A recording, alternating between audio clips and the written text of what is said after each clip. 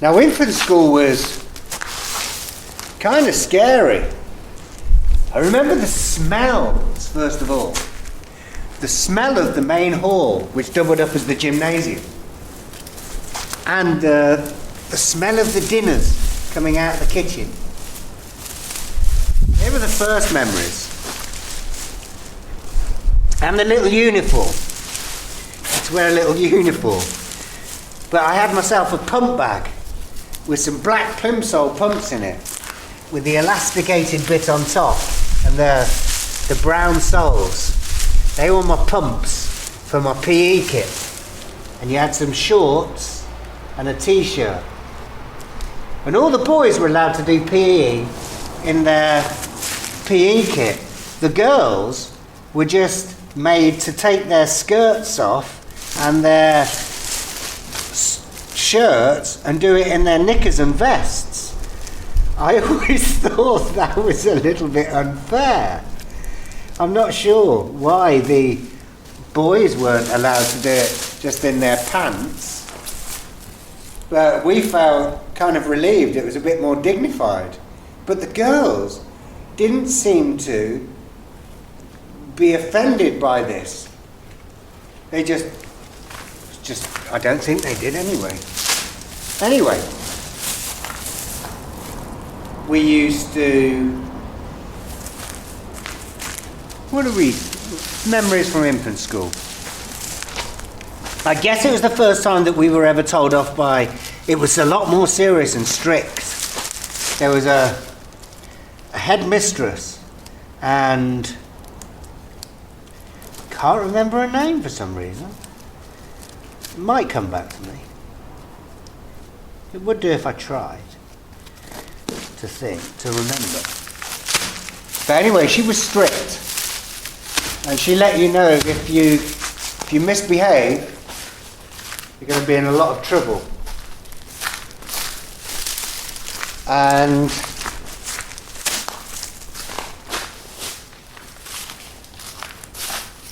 what other memories are there? I remember the bomb squad.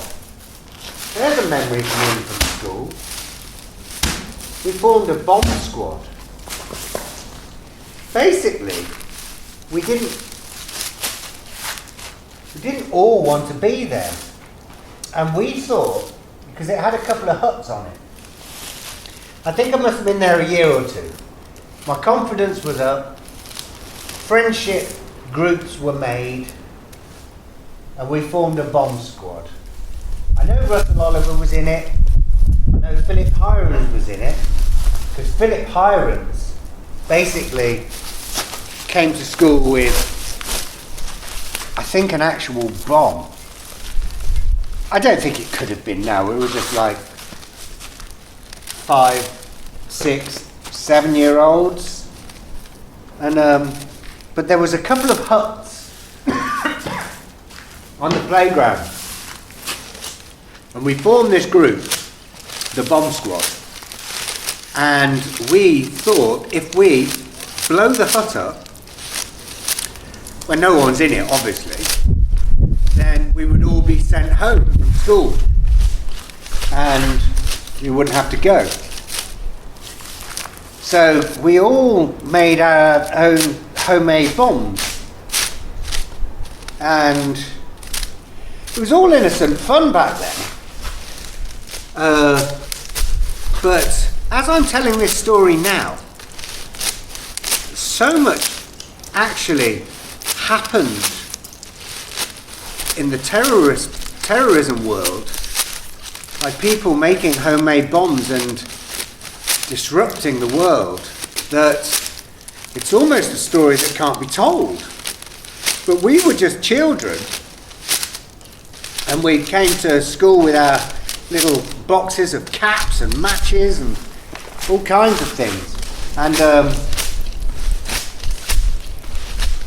And one of the girls in our year, big girl, Michelle Barnett, she got worried and panicked.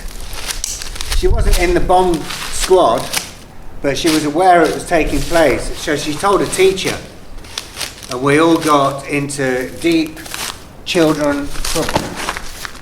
And our bombs were all taken off us. I mean, mine just consisted of a cocktail stick holder full of caps and matches. That's all I had. But I was thinking that would burn it down. And I think Philip Hyram's one, he had things like weed killer and stuff like that. No, he can't have. He'd actually made a bomb. Apparently.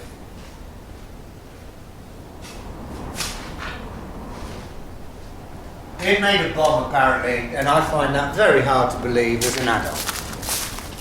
But it was real to us when we were children. That was the bomb squad. Also, Helen Thomas. She got a bit, I think it was Helen Thomas, she got a bit boisterous on the playground.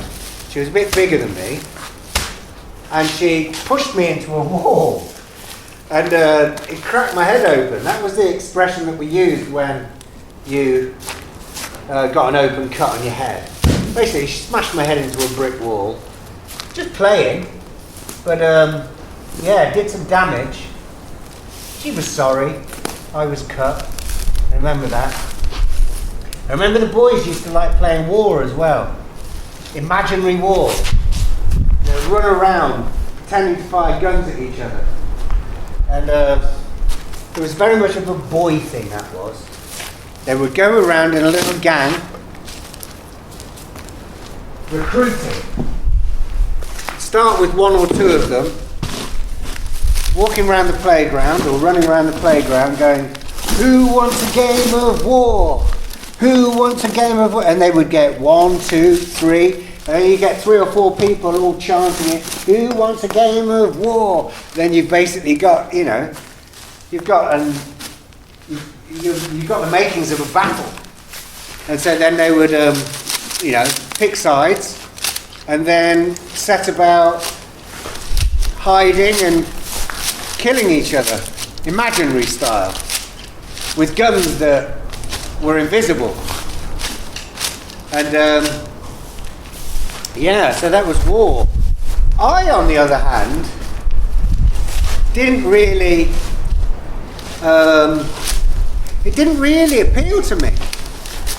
What did appeal to me though was doing handstands with the girls. I kind of liked doing handstands, and I remember watching Tarzan on the telly. It was, I think it was a series, Tarzan, Lord of the Jungle or something like that. And he had a monkey, Cheetah, and Cheetah could do standing back somersaults. And I really wanted to do one of those.